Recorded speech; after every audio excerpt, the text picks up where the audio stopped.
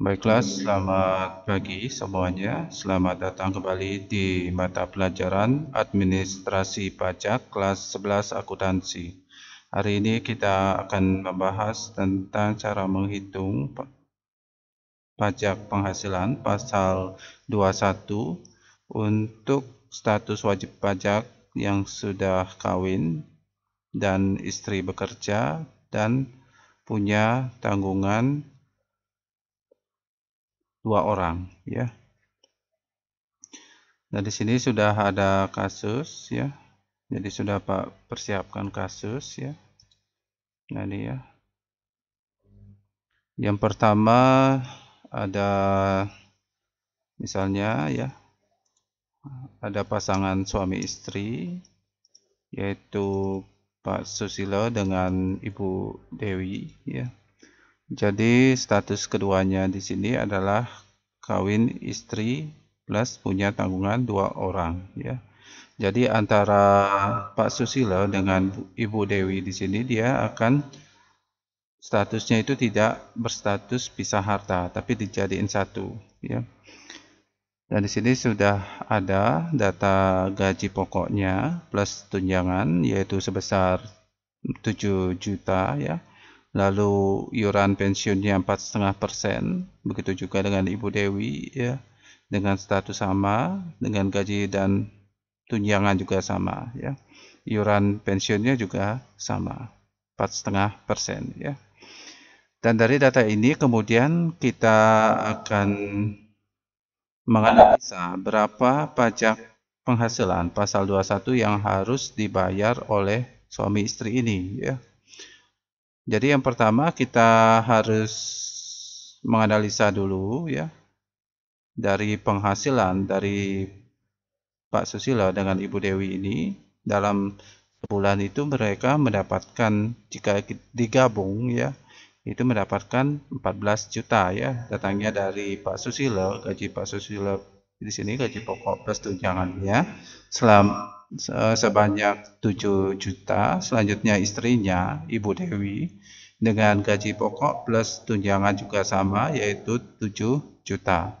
Jadi hasilnya 14 juta, ya. Kemudian penghasilan lain-lainnya 0, ya, karena tidak ada, tinggal ditambahkan gaji pokok plus tunjangan plus penghasilan lain-lainnya itu menjadi 14 juta, ya. Jadi 14 juta ditambah 0, hasilnya 14 juta. Kemudian iuran pensiunnya, jadi untuk biaya jabatan dulu, ya. Biaya jabatan di sini menggunakan tarif 5%, ya. Jadi batas maksimum untuk biaya jabatan itu saat ini, ya, tahun 2021 masih di angka 500.000, ya, untuk maksimum. Nah, coba kita cari 5% dikali 14 juta, ya, kali jumlah penambah, itu hasilnya 700.000, ya. Jadi 700.000 berarti dia di atas nilai 500.000, ya. Sedangkan ketentuan pajak itu biaya jabatan itu maksimum 500.000. Sehingga kita buat dengan nilai maksimum saja, yaitu sebesar 500.000.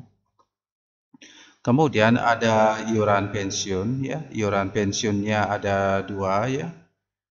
Jadi sama, ya, tarifnya 4,5%. Sehingga jika kita kalikan, ya, antara gaji pokoknya, ya, gaji pokoknya,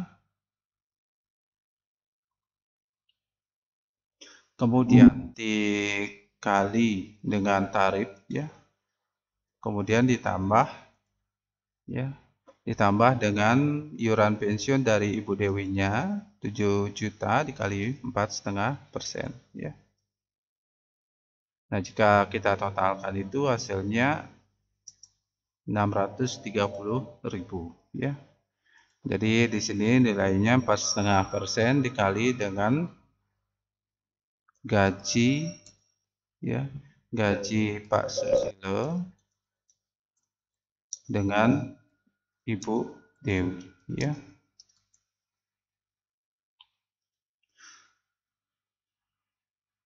Selanjutnya jumlah pengurangnya, ya. Jadi jumlah pengurang di dalam hal ini yaitu biaya jabatan ya, bersumbernya dari biaya jabatan ditambah dengan iuran pensiun ya.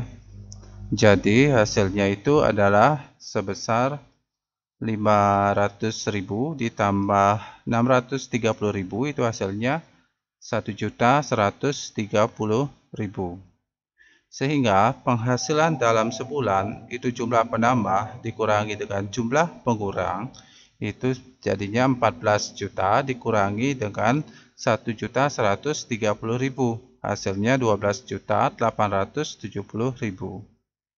Selanjutnya, untuk jumlah penghasilan dalam setahun, tinggal kita kalikan 12 ya, 12 bulan, itu hasilnya 154.440.000.